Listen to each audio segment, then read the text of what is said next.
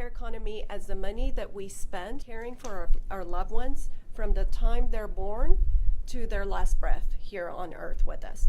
And I say that, and by the way, that number is about $648 billion, right? So it's actually larger than the pharmaceutical industry, but we just don't talk about it. And a lot of people just don't know what it is. Or a lot of people, when I talk about the care economy, they immediately think childcare, right? And that is one portion of the economy. Then you have, adult care. Then you have home care-based care. Then you have household management. Then you have new parent tech. So it's actually very, very vast. And that's one of the reasons, again, we want to talk about the opportunities that exist, but also some of the barriers, right, for women, for caregivers, whether they're paid or unpaid. So that's why we're having this conversation. Tell us a little bit about what led you to your role and what you're doing currently and why you care about the care economy. Kristin, we'll start with you. Okay. So I'm actually here more about giving the caregiver voice. So I have been a caregiver for most of my life, actually. I grew up in Oklahoma City, fourth generation Oklahoman. But growing up was quite a challenge because I had a mom who was very, very mentally ill. She had bipolar disorder and schizophrenia with paranoia, but she wasn't diagnosed until she was 65. And so suddenly, upon her diagnosis, I became her patient advocate. And at the time, she was divorced from my dad, and my brother is deceased. He died in a car accident when we were teenagers. So I'm the only person left to, be there and advocate for my mom. And so I threw myself into that role, but really had a lot of difficulty, a lot of challenges, mainly due to her illness and the ups and downs of bipolar disorder and schizophrenia. In addition, when I entered motherhood, I gave birth to identical twin boys, and they had, very tragically, a birth defect that happened in utero. And my water broke at 14 weeks into the pregnancy, but I stayed pregnant for a few more weeks, and they were delivered by emergency C-section at 28 weeks, 3 months before their due date. And one of my sons, Clyde, was only a pound and lived for about 21 hours. My other son, Connor, he's now 27 years old.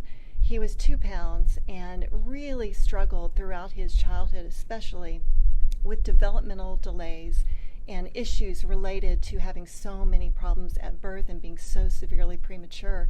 So I immediately was, trial by fire, became a patient advocate for my son and caregiver in many respects, making sure that as his life was so punctuated by occupational, speech, and physical therapies, that he had everything he needed and that we were able to provide the best care for him.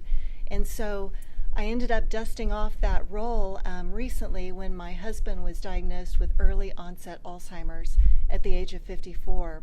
So I'm now a caregiver for my husband.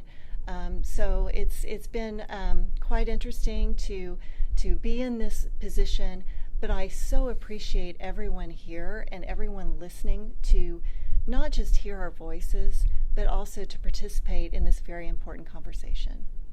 Well, thank you so much, Kristin, and thank you for being here and sharing your story. We'll get a little bit more into the details as to how that's impacted your career and other areas, but Kim, I'm going to go to you now. Can you tell us a little bit more? I will, but I'm having a difficult time following that, Kristin. So thank you so very much for sharing that with me. My work has been far more removed from the real personal trials people go through. But I hope through some of the work that we have done and I've done through my career that we can make a difference ultimately. So thank you again. So I work for Signify Health. Signify Health supports payers and providers that are involved with Medicare's advance payment models. So advance payment models are actually experiments that are conducted by the Center for Medicare and Medicaid Services to try to move our payment system away from pay for procedure, right? So the more you do, the more you get paid, to pay for value, to pay for outcomes, right? So you've heard some of that, and that's what we're involved with. Medicare advance payment models are both a part of traditional Medicare, what we mostly think about as Medicare Part A and B, and Medicare Advantage. So I'm guessing some of you know what Medicare Advantage is? most of you, some of you. Just if you don't, Medicare Advantage is private health insurance plans that are paid by the federal government to offer Medicare programs, and they have to provide all the things that traditional Medicare provides for, but they can offer additional coverages as well. So we'll talk more about that. But at the end of the day, the work that's done by CMS and their partners in private sector to reduce costs ultimately will benefit all of us, right? If you think about the fact that Medicare is the second largest expenditure of the federal government, second only to Social Security, everything that we do to improve value, to improve outcomes and reduce expenses means that Medicare will be there for all of us when we all get old, right?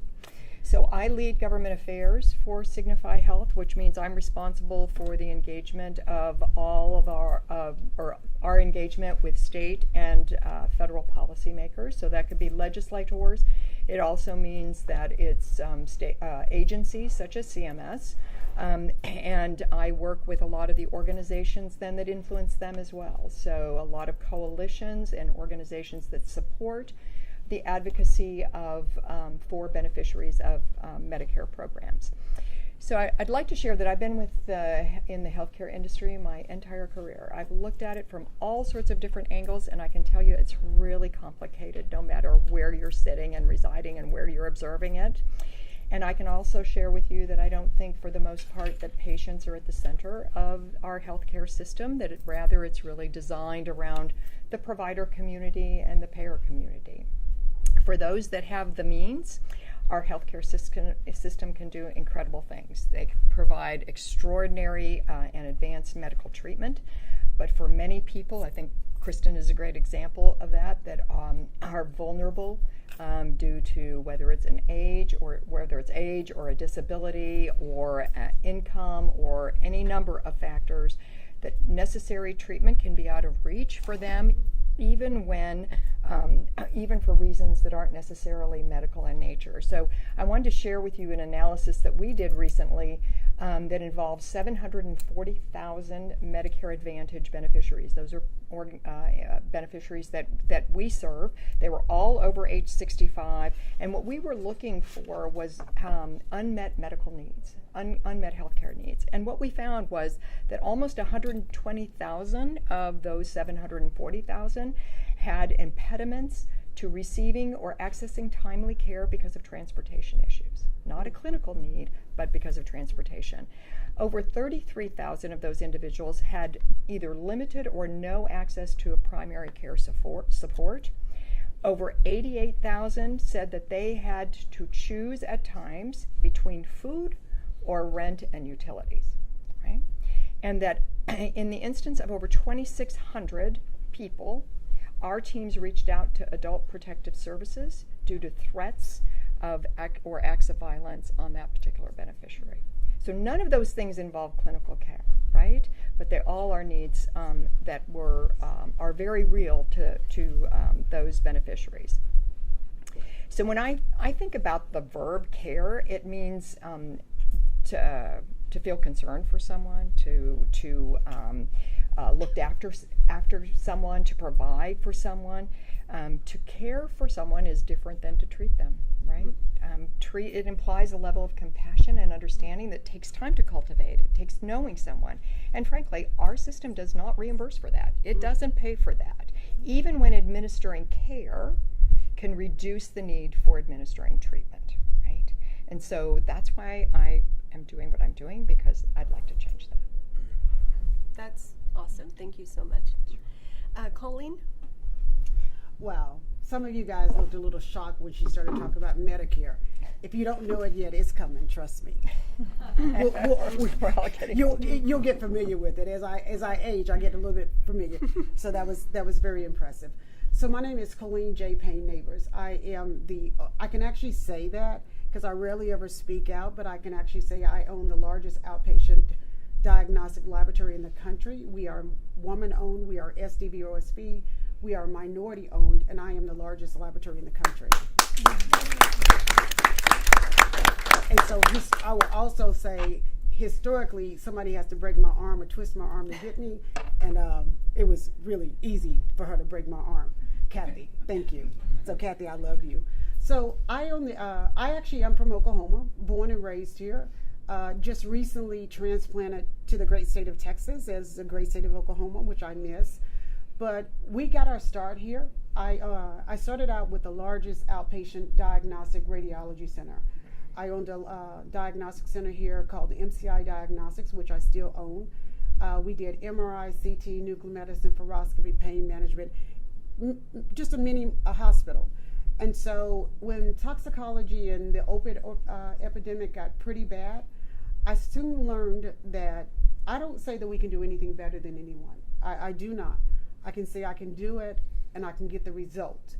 And so I quickly saw that there were a lot of people on opiates, but we weren't getting our results back.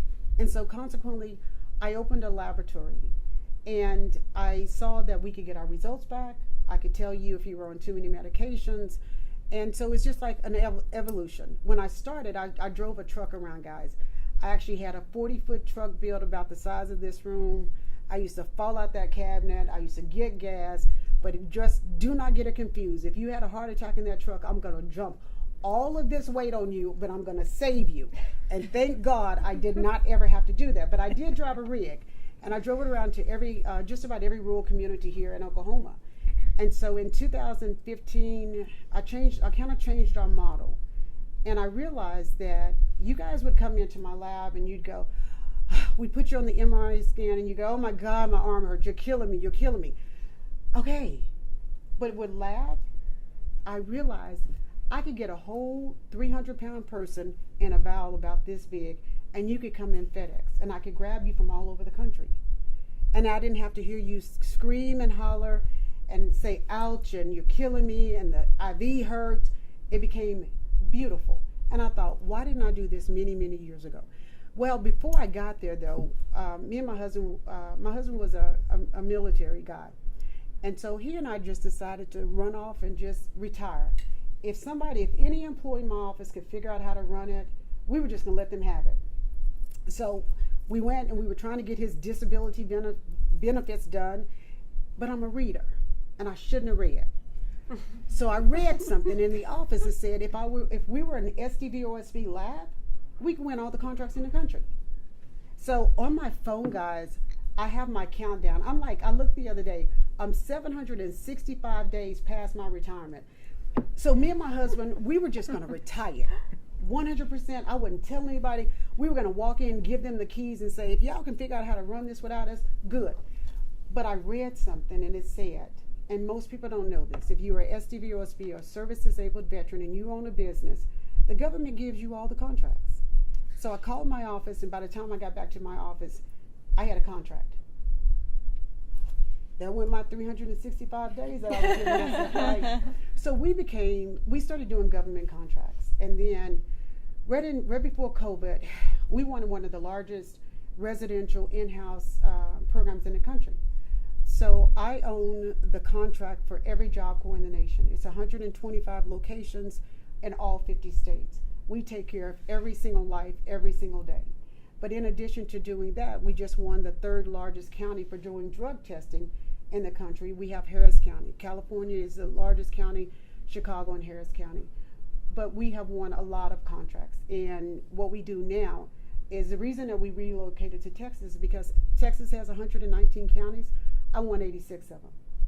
So I didn't win because of anything. I won because we were a really good lab and we were here in Oklahoma.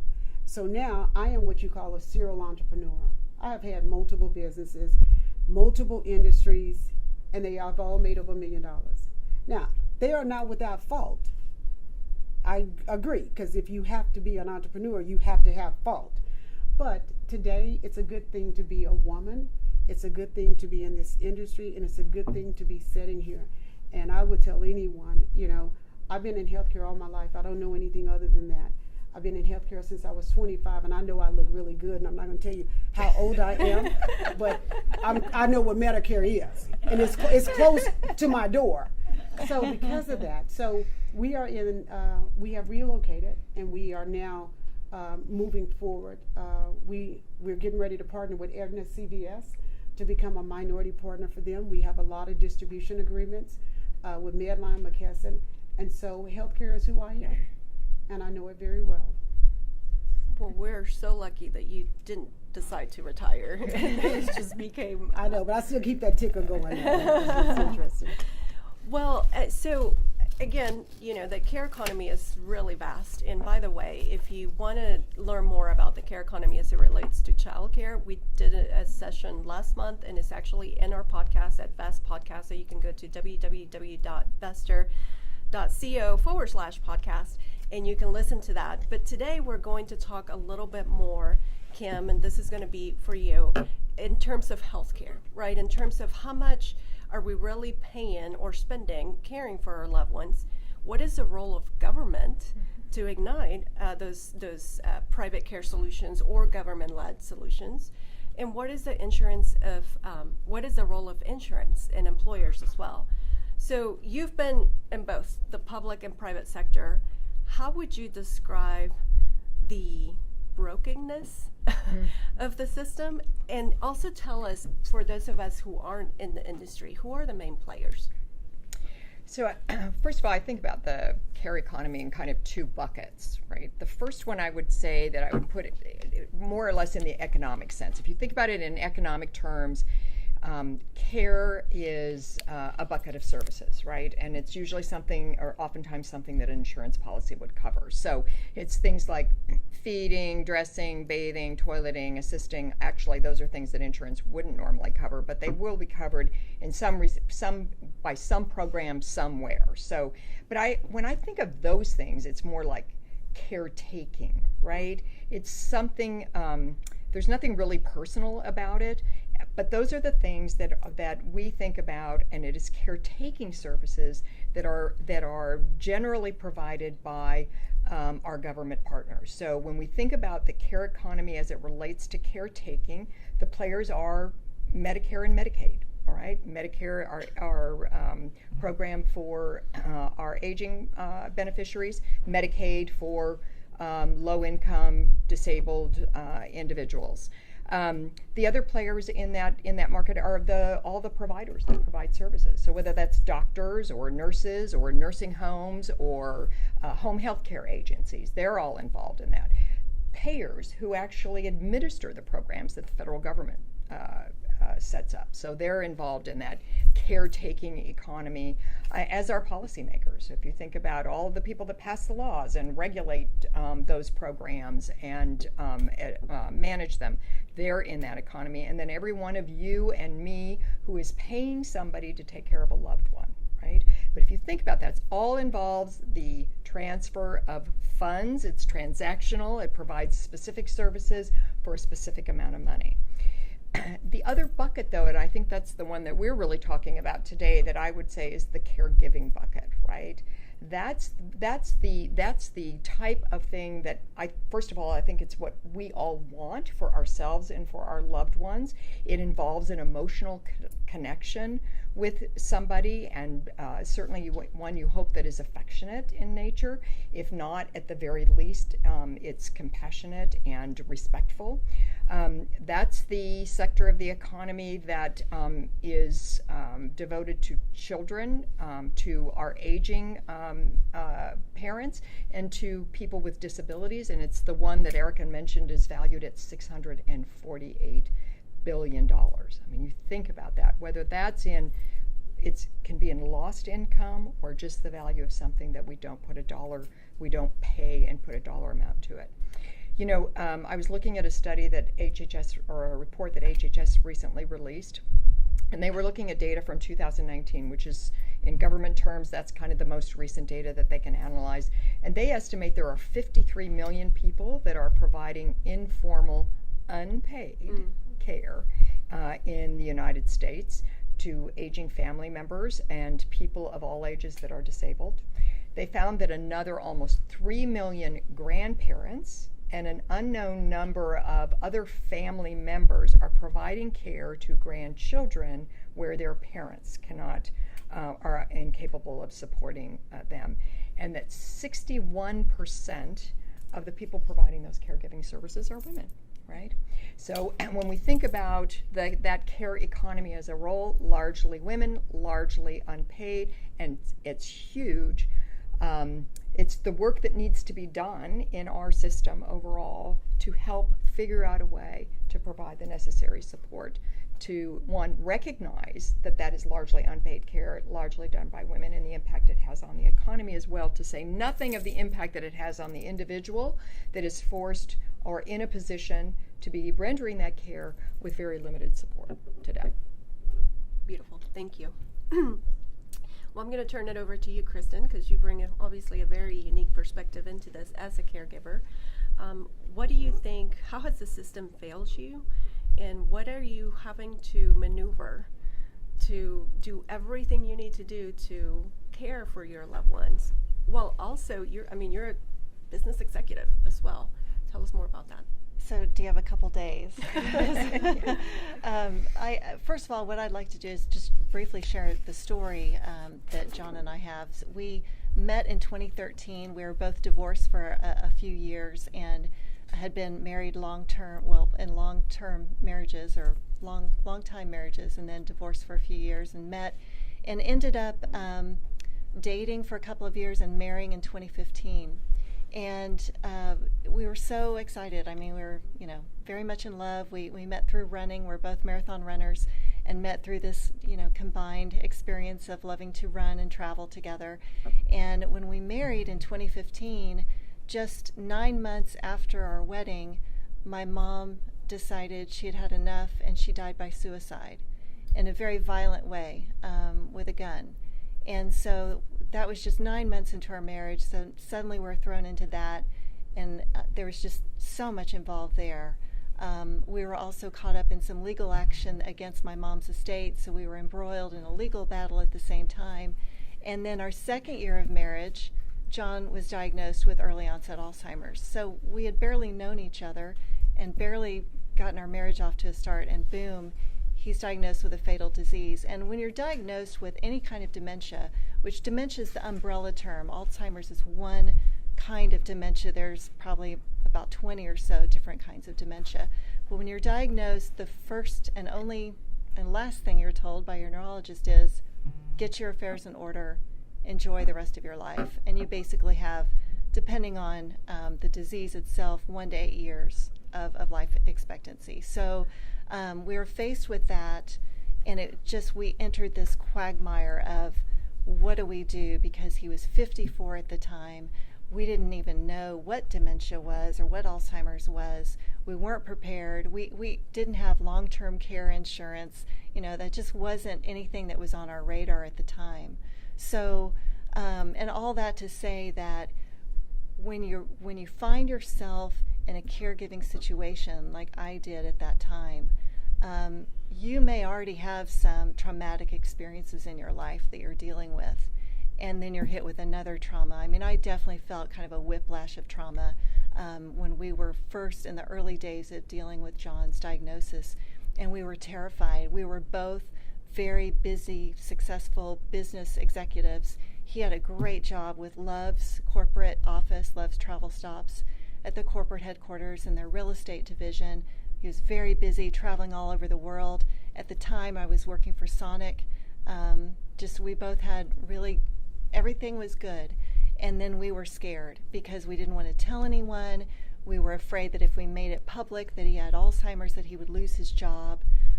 We didn't know how I would support our whole household. I have 3 kids. Now they're in their 20s, but at the time we still had 2 kids at home. So there's just a lot to navigate. And when you're suddenly thrown in that situation, it's really hard to find information. It's very hard to get access to the right information, but also there are resources out there, but they're so scattered. So you have to figure out, and you don't know what you don't know. So it's just this constant learning curve. And right now, we're almost 6 years into our Alzheimer's journey. And what I found is, along this course of dealing with trauma, of dealing with daily mourning of my husband's imminent death, and dealing with all the different facets of the disease and all the hoops we have to go through and all the care that we both need, I've realized that we definitely have a broken system. And I speak out as much as I can to bring awareness to my story, like I said before, because we need to figure out how can we better position our care economy so that people aren't thrown into this quagmire where they're terrified, they don't know who to turn to, who to share information with, where to get information. And what the main thing I was faced with was, how do I care for my husband and find good quality care, and how do I keep my job? And that has been a constant push and pull. And at one point I actually found myself working in the public health arena after I left Sonic. And ironically, I didn't have the kind of support from my employer that I needed to have. And I did have to take advantage of the Federal Medical Leave Act and take some time to focus on John and kind of put my career to the side, but then wonder, how in the world am I going to go back to my career and make money to support John's needs? So there's just this constant struggle. Right now where we are in this journey is he is in a memory care facility. I moved him last fall in October, so it hasn't been quite a year. But it's just been this, like I said, a constant just not knowing what to expect next. And so what I hope to do is to figure out, how can we be more supportive of people who are faced with these chronic illnesses or fatal illnesses, and how can we be more supportive of the caregivers as well? And I could talk for hours and hours, but those are, my main points, that we just don't have a good system where you can find the resources you need, and then how do you provide the care you need, especially if you don't have the funds. Thank you for sharing that, Kristin. Colleen, you saw a lot of the problems that at least in your niche, that people were experiencing with how we deliver care or how we diagnose people early enough, and you created companies to fix those problems.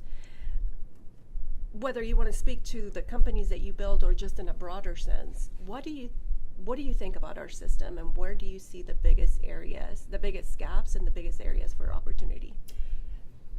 Opportunities is always my favorite, but the biggest thing for healthcare is that the federal government doesn't understand this. It's so simple. Doesn't take rocket science. We have everyone. If I took a poll of this audience and I said, how many people have Blue Cross Blue Shield? How many people have United? How many people have Health Choice? How many people have Signify? How many people have this? We would have an array of hands, because it's all about money, always about money. But at the end of the day, our system, the government controls our system. So we have Canada, we have Europe, right? Those systems are networks, which means that our system is based off of money. It's based off of income. And so what that means is that, our carriers are going to make money if you buy them, all carriers. So if the government is the biggest spender for Medicare, right? Why would we're fighting a system that really isn't that broken. It's one piece of paper and it's one stroke. So who pays for our Medicare? The government. Because see, if I bill your Medicare, if someone in here's Medicare and I do a test on you, I'm going to bill your test $2,000. Medicare's only going to pay me $200. If I bill Blue Cross Blue Shield or United, they're going to pay me $2,000. You see, that's wrong. It's a simple thing. If the government wanted to fix this, this is a stroke of a pen and it can be fixed. But when you have money involved, and because the United States is the biggest consumer of medical care. So, simple. The government controls Medicare, right? Everybody in this room have Medicare. One of the things that I did, I was one of the biggest providers of COVID testing in this country, right?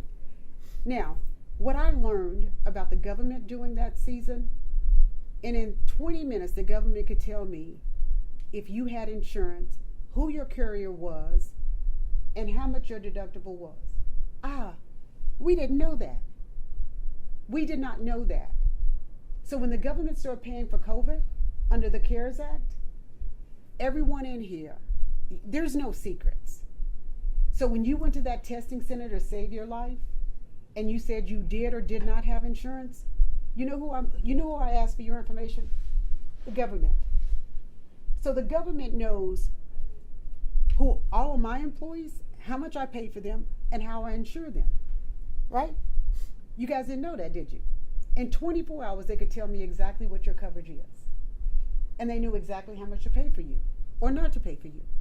So it's a simple fix. The government controls Medicare. The government controls Medicaid, all 50 states. Why do we need all the other plans? Because everybody would get universal care. Because the government, Medicare can be given for everyone. So the issue is that if you come into my office or you go into a doctor's office and you have Medicaid, if you're paying $500 for your plan and you got a guy that's paying for $0, see, people still believe that mentality that if I pay for it, it's better. Ah, really? Because half the time, your doctor don't even know who you are. He doesn't. So a little trick is, when you go to your doctor and you really want him to save your life in a crisis, you need him to know who you are. Find out if the guy fishes, boats, hobby, jacks, whatever he does. Because that's what you're going to need in a crisis. Because if you call him at 12 o'clock at night, he doesn't know you. He sees 75 patients per day. You're a dollar sign, and it's by you. It's numbers. So the simple fix, the government has Medicare. The government pays for all the Medicaid in the world. Pick one. Pick one. Kim, you worked in this, right, in policy and understanding all of this. What would you add to that? So that it's really complicated. It's really I'm really sitting here not. thinking what you're saying, Colleen. Well, first and foremost, I think whether you have private insurance or you have Medicare or whatever, we all pay a premium for that in some way, shape, or form, right? We're either paying an insurance company a premium or you're paying the federal government a premium by way of taxes or your contribution out of your retirement account. So there's no free ride, and it is a matter of where we want to direct those funds. I totally agree with Colleen in terms of the fact that the government sets the reimbursement rate that they're going to pay. Now, if you ask, maybe not Colleen, but if you ask a lot of doctors, they'll tell you that the government doesn't pay me enough, so I need that additional amount that the Blue Cross is going to pay or whoever is going to pay to make up that gap. Now, we might debate that all day long, but that's the argument. And they will do their job to go lobby Congress and say, Medicare is not paying me enough, so don't do anything to a private insurance company that's going to reduce that revenue. We as citizens, right, we get to vote on whether we want to pay higher taxes or not. So in order to pay more under Medicare, right, to increase the reimbursement or whatever, that generally means more taxes that have to be collected in order to do that. It's already, like I said, the second largest expenditure that the government makes. And so for as many people that might be out there saying it's okay, and there are lots that say I will pay more taxes to have better benefits, there are that many people who say I won't have more, and then elections happen and that's what happens. So it is, I agree that it sounds like a simple fix, but in reality it's a real complicated fix. Most Americans want choice too, as much as, there are definitely, over my years, and I'm a former insurance regulator, I was the insurance commissioner in Oklahoma, so I've spent lots of time with the insurance world looking at these things. I think that there are fundamental things that should be socialized. So if you, I know that's a dirty word for some, but if you think about it with a small s, right, that the whole point of insurance is to spread the cost of big things across as many people as possible, right? That's the principle of insurance, right? We collect all these premiums for all these people because we know that some small group is going to have lots of claims and a whole lot of people aren't, right? And that cost is spread out for everyone because it supposedly protects you in the catastrophic. Government and taxes works the same way, right? So if I think about where insurance is failing, where the government is failing, it's in situations like we're hearing from Kristin. It's like for many of us, those expenses, one, are either not covered or they're so extraordinary, like long-term care, you can't afford the premiums even if you wanted to buy it, except for very wealthy people. So to try to figuring out how to spread that risk, to socialize that risk over more people, means that we should be probably thinking about it a little different, not as an insurance policy that I go buy and somebody else may buy but most people can't afford, but how do we all contribute something so that everybody can benefit and we don't have situations like hers. So there is it's not real simple because our system Well, let me follow up, because I mean, so Colleen mentioned one thing she would do, right?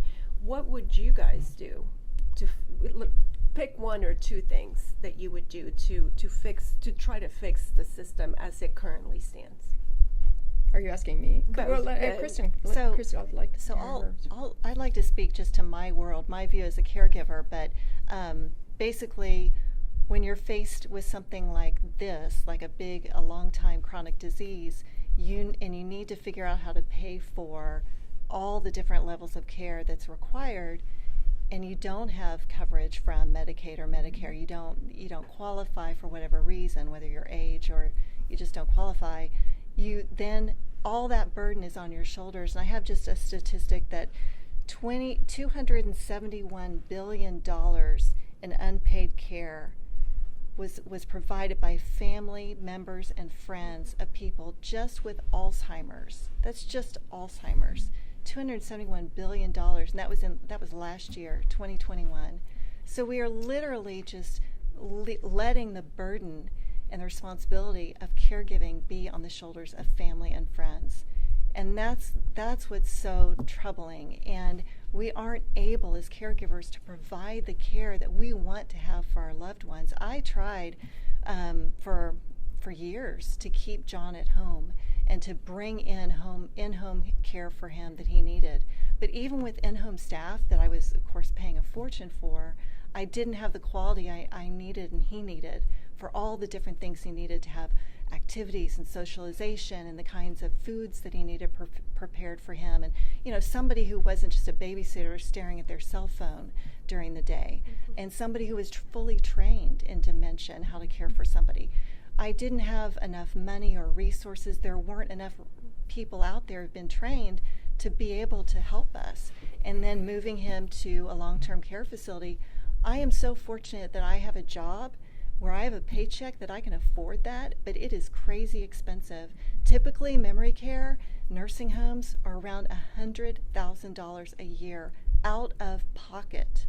No one helps me with that. There's no sudden, Medicare, Medicaid, or anything. No one helps me with that. That is purely out of my pocket for my husband. And people who can't do that, which is the majority, I know how fortunate I am that I can afford that, they end up going bankrupt, losing their homes, losing everything, so that and then eventually so they can qualify for Medicaid. Or there are many spouses out there who end up having to divorce so that the patient no longer has any assets. And that's actually, I've had people tell me that many times over the years, just divorce him. It'll be so much easier. He'll get covered by Medicaid. But then what kind of facility would he end up in? What kind of, resources would he have? And what kind of care would that pay for right now? What Medicaid covers? So, and that, besides, it just wasn't an option to divorce my husband. He's the love of my life. So that's, that it isn't even in the realm. But that's what people are facing every day. People are divorcing their loved ones who are dying so that they can figure out a way that they can have care, or they're not just, deserted. It's a rough world out there, and we don't have the help from the government or from anywhere. Anything else to add? There is a program, though. It's really not talked about that much in Oklahoma, and I'm going to support you at the end of this. But I'll just tell you, every other state or most states are offering pay for caregivers, for family members.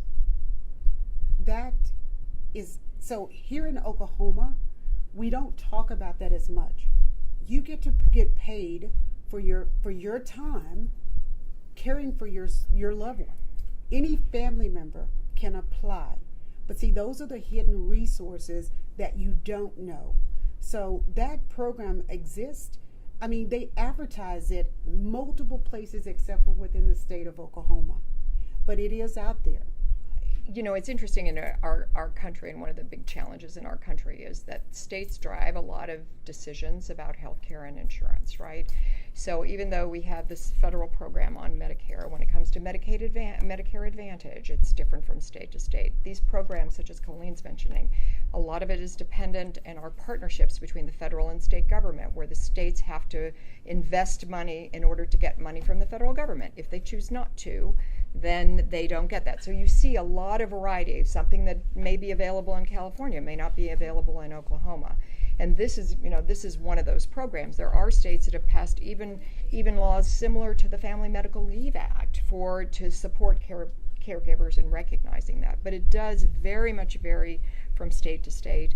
I read a statistic just recently that says that Oklahoma has one of the highest percentage of population in the country in need of caregiving services, right? And that right now there's about 550,000 Oklahomans providing 440 million hours of unpaid caregiving a year. So if you just figure they got $10 an hour, which would be nothing, we're talking billions of dollars, Kristin, just as you're pointing out. So this is a state that has not stepped up as much as it could to do its own work to provide for caregiving services, which means we need Kristin and everybody else, including all of you in this room, to be talking to our state legislators about what needs to happen in order for those services to be provided. The federal government did offer and has made available home and community-based services for individuals. They've appropriated additional money, which is for people that have really both cognitive or physical disabilities, and that allows individuals, it provides resources so they can be cared for at home or in a home-like setting, but the resources are still limited, and it still takes states stepping up and saying we are going to match those funds, or we're going to do our part to make sure that those are available. I'm going to tell you that Oklahoma has a culture of not liking to take federal dollars. It's really hard to get this state to apply for federal resources, right? So unless it's a road or a military base, they're not going after any federal dollars. And it's just a cultural thing. It's very difficult. It's not unique to Oklahoma, but it is very much a southern thing. And we have to change that mindset in order to take advantage of the resources that the federal government makes available. Yeah. Do you see now why we're going to have a multitude of these conversations? Because I think the topic is so vast, and we can't have it right in a matter of 1 hour. We have some questions from the audience, so I want to make sure that we cover those before we move on. Right here? Yes. Yeah, thanks so much. So I did have a question, because you guys were hitting on it. The reimbursement rate. So this is CPT codes, right? Mm-hmm. It's been a while since I've looked at this. And it is impossible to get a private insurance company to, because I've worked on this for some research for a while, on Medicare reimbursement rates are public, but what the actual Blue Cross Blue Shield, they're not. And then figuring out how they negotiate with each provider is actually very, very different. But economists will come in and look at this in two ways. On the one hand, like you buy an insurance plan, there's a lot of things covered in there that I may not want, right? So I'm essentially having to pay for a service that I might not want. And I was curious whether you guys thought that would bring down the cost. Or second, on the universal side, the tricky part is then your behavior is endogenous to the amount of healthcare you're going to need, right? So lifestyle choices are going to have an effect on probably the amount of healthcare that you need. And whether you guys had any ideas or solutions about how to solve that. That's probably a program all by itself, right? So in terms of reimbursement rate, there will be more public data. Actually, the federal government has passed requirements now that providers have to post rates, and there's all sorts of data now that you can actually evaluate and look at the actual costs versus reimbursement. Insurers and providers, for that matter, have resisted in posting that money because they think it's anti-competitive. If I negotiate a really good rate over here with Blue Cross Blue Shield, I may want to do that because Blue Cross Blue Shield is steering a lot of my business away, and I'm a provider, but I don't want to necessarily give that rate to United Healthcare. I mean, there's all market dynamics have driven, because we are a market economy, and that's driven how insurance is negotiated. You can debate whether you like that or not, or it's right or wrong, but it is the way that the system works currently. Medicare sets rates through the physician fee schedule, right? And it is published data, and it's generally, it's just, in fact, the fee schedule, the proposed rule was out, and they've got zillions of comments from zillions of people about whether the rates that they've published are fair or not fair. Oftentimes, especially specialists will go back to Congress and get more money that's appropriated separately because they don't like the reimbursement rates that the federal government does. And as I mentioned, most of them will tell you that they need private insurance rates at a higher level in order to make up for what the government doesn't pay. So that is a very complicated part of the whole deal. In terms of covering things that you don't want, remember, insurance spreads the risks, so you may not want it, but the next guy does. And it's really hard to, if you were just to buy the things that you wanted, it would price the product in such a way you wouldn't probably afford it, or the next person wouldn't afford it. So Isn't that a little bit like saying, if I want car insurance, I also have to buy boat and RV insurance? sometimes It's essentially bundling. it is bundling. insurances. Yeah, it is bundling, and it's also very regulated. So remember that as an individual and small group is very regulated, and states dictate what has to be covered or not, right? So there's all that. It's a very regulated industry. So I would say, as a provider, owner, entrepreneur of one of the largest laboratories in the country, I think I hear most doctors, and I think general consensus is, if you tell me every day that you're going to pay me, and I post it on my site, I will take Medicare and Medicaid every single day, all day, every day. And I think that the general consensus is, in this country, most doctors would at this point, because the private sector has come so close to Medicare, in some instances below. So if you gave me the option all day in my office to take Medicare, Medicaid, I'm going to take it. Because you know why? If I do everything that you say right, if I match ICD-9s with CPT codes and medical necessity, I'm going to get paid on everyone in this room. So this is a Blue Cross Blue Shield state. How many times do you wake up and you hear Blue Cross Blue Shield falling out with a hospital? Every month. Then you as a client, you have to go and try to figure out if you're moving or you're not moving. It's always about money. So I think in my world as an entrepreneur, and having thousands of doctors that send to me every day, all day long, I will take IHS money, I'll take Medicare money, and I'll take Medicaid money. And I'm still going to get up with my Gucci boots on, because you know what? Because they pay. So we no longer want those insurance. I'm going to speak for me because I'm here. I no longer want those insurances, because you know what? If Medicare and Medicaid tells me exactly how to do it. ICD-9, medical necessity, I am paid. The insurance company takes all of that, throw it up in a ball, and you got to figure out if I'm going to get paid.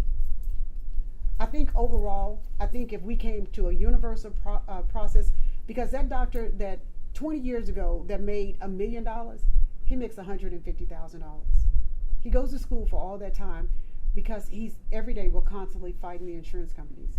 Stabilize the medical care system, and you can sit next to that Medicaid patient. You can sit next to that memory care patient, because you know why? That guy that's sitting in your office, he's over at St. Francis or Hillcrest in the cardiac wing, but he's doing his time over here because he needs to work 2 jobs. I think bringing it back here, though, it back to kind of the caregiving, I think the continued challenge is really recognizing that there are lots of things that are not clinical treatment that still impact our health, the well-being of ourselves, the well-being of our caregivers, that are not provided for adequately within our healthcare system. There is signs of change. Right now in Medicare Advantage for seniors, you can actually purchase programs with supplemental benefits that benefit caregivers, provide respite services, adult daycare, things that give the caregiver relief, even consulting or financial supporting, financial advisory support, so they can wade through some of the things that you've had to deal with, Kristin. There are things that provide care in the home, so people can age well in home. And I can tell you, having lost my father this year, the only thing that he wanted to do was go home, and there was nobody at home that could provide the care for him. So I think there is definitely an increased recognition. There was a report issued that I would commend to all of you that are interested in this. It's the 2022. Sorry, I'm going to read it to you because I can't remember the whole name of it. But it is the national. I'll find it in a minute. It's a big report that the federal government just issued with 350 recommendations to Congress about what they can do to improve circumstances for family caregiving. It's the 2022 National Strategy to Support Family Caregivers. It literally was just released a couple of weeks ago. You've probably seen it, yeah. And there's a number of recommendations in there that don't have a cost to it. I mean, they're just practical sense things that governments can do. Could be local governments, could be tribes, could be federal government, could be states, communities, in partnership with the private sector to really improve things for family caregivers. I agree. And unfortunately, we always run out of time when we're having these important conversations. But before we go, I always want to have like a call to action, right? And I want it to come from you, Kristin. What can employers, you mentioned that you had an employer that maybe wasn't as supportive. So some of us are employers here. What can we do better to support, our employees as they care for their families and their loved ones? What can we do as friends, as people, to support caregivers? Another thing we didn't talk about, it's the pay, for caregiving, which also it's another issue. But what would you say to us? What is a call to action as employers, as individuals, to support caregivers? So I say my call to action is pretty much the same whether you're an employer or a friend, family, community member of somebody who's a caregiver. To be aware that that person may be going through or has gone through a great deal of trauma. And one thing I think we all should have learned from the pandemic is that we need more trauma-informed training everywhere. Through our employers need to provide it to their employees. I think across the board, everyone needs to learn about what does trauma mean, and how can you help someone who is suffering from repeated trauma, or help them, deal with something that's extremely traumatic in that moment. That's one thing that I think we need to have more awareness of. What I've learned through this, and like I mentioned, I've just kind of had my fair share of trauma events throughout my life. What I've learned is, as a caregiver, what you really need is for people to be present. That is what you need the most, just to have people to be present. And I'll give you an example of that. I had just moved John into memory care last October. It was October 18th, and that was one of the hardest things I've ever had to do in my life. And just taking him there and leaving him there was the hardest. But of course, since then, I've had to do that every single day. When I visit him, I have to say goodbye and go back home to our home without him. So it's this repeated trauma. But I was very anxious as Christmas was approaching last year, because I am a big Christmas person. I just love Christmas, my favorite holiday. I get really into it, always have, especially with my kids when we were raising them. So I was very nervous about Christmas because I knew it would be really hard. It would be my first Christmas alone. No kids at home. We're empty nesters. No husband at home. He's 30 minutes away in memory care. So I was looking ahead at Christmas just dreading it, because I knew it'd be painful, and I'm so tired of feeling sadness. I'm worn out after all these years of feeling sadness. And so I put a call out to my family. I said, please, please, please be with me. Just come to Oklahoma City, be with me at Christmas. And my call was answered. My son was just absolutely incredible. Came and took days off from work, and he's got a busy life as 27-year-old, and he was present. And we did silly things. We took John out of memory care. We played. We went to Scissortail Park, went down some slides. We went around Lake Hefner. I mean, we were just all over the place. Took him out for pancakes. Had joy in the moment. And that's what caregivers need, is to have people be present, to be heard, and to have friends and family that care enough to be there through this hard time. Right after John was diagnosed, we went directly to the Alzheimer's Association for support and found amazing support there. One of the most amazing people was Herb Magley, and he's still around. He's still advocating. He was a board member of the Alzheimer's Association, major fundraiser, major advocate, and he said something to me that I will never forget. He said, "Kristin, you and John will lose friends and family." And I didn't believe him. I said, no way. Our friends are our dear friends. All of our friends, we love them, they love us. Our family is amazing. That's just not going to happen. Fast forward, we're 6 years into the disease. I can't tell you how many friends and family, shockingly, have gone.